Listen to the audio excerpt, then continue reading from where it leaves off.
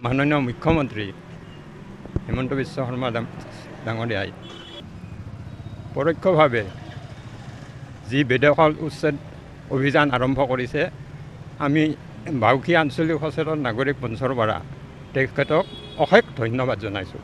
তেখেতক লগতে তেখেতৰ চৰকাৰখনক পূৰ্ণ সমৰ্থন জনাই আজি আমি তেখেতলৈ আমাৰ বৰপেটা জিলাতো প্ৰায় ৪৯,০০০ বিঘাৰো অধিক মাটি বেদখল হৈ আছে। সেই মাটিখিনি যাতে অনতিবিলম্বে বেদখলমুক্ত কৰাৰ ব্যৱস্থা লয়, তাৰ বাবে তেখেতলৈ আমি মাননীয় উপায়ুক্ত মহোদয়ৰ জৰিয়তে এখন স্মাৰকপত্ৰ প্ৰেৰণ কৰিলোঁ। আশা ৰাখিছোঁ যথাসম্ভৱ সোনকালে তেখেতে আমাৰ এই বৰপেটা জিলাৰ অবিভক্ত বৰপেটা বজালী আৰু বৰ্তমানৰ বৰপেটাক লৈ এই ৪৯,০০০ৰো অধিক বিঘা মাটি অনতিবিলম্বে যাতে বেদখলমুক্ত কৰে, তাৰ কাৰণে আমি তেখেতৰ ওচৰত অনুৰোধ জনাইছোঁ। আমাৰ বাউসী অঞ্চলৰ সামাজিক অৰ্থনৈতিক মানুহৰ জীৱন আৰু সম্পত্তিৰ নিৰাপত্তা আৰু যিটো আমাৰ খিলঞ্জীয়া মানুহৰ অস্তিত্বৰ প্ৰতি যিটো ভাবুকি আহিছে, তাৰ কাৰণে আমাৰ সেই অঞ্চলৰ বিশেষকৈ বৰপেটা জিলাৰ পূব প্ৰান্তৰ ৰাইজখিনি এক সাংঘাতিক নিৰাপত্তা অনুভৱ কৰি আছে।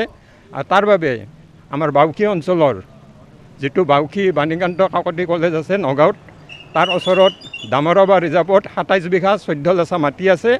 সেই ২৭ বিঘা ১৪ লেচা মাটিত ২৫ বিঘাত এখন পূৰ্ণাংগ আৰক্ষী থানা আৰু বাকী ২ বিঘাটোত এখন নৱগ্ৰহৰ দৰে যিখন তেনে এটা সদৃশ এখন অত্যাধুনিক যাতে বিজ্ঞানসন্মত শ্মশান নিৰ্মাণ কৰাৰ ব্যৱস্থা কৰে, তাৰ বাবে আমি অনুৰোধ জনাই আমি আজি মাননীয় মুখ্যমন্ত্ৰীলৈ এখন স্মাৰকপত্ৰ প্ৰেৰণ কৰিলোঁ। তাৰোপৰি তেখেতে এটা সুদূৰ প্ৰসাৰী সিদ্ধান্ত লৈছে। অসমৰ ব্ৰহ্মপুত্ৰ নদীৰ উত্তৰ পাৰ আৰু দক্ষিণ পাৰত যিকেইখন জিলা কানেকশ্যন হৈ আছে, সেই জিলাকেইখন সংযোগ হোৱাকৈ প্ৰত্যেকখন জিলাক একোখনকৈ ব্ৰহ্মপুত্ৰৰ ওপৰত দলং নিৰ্মাণ কৰাৰ সিদ্ধান্ত লৈছে।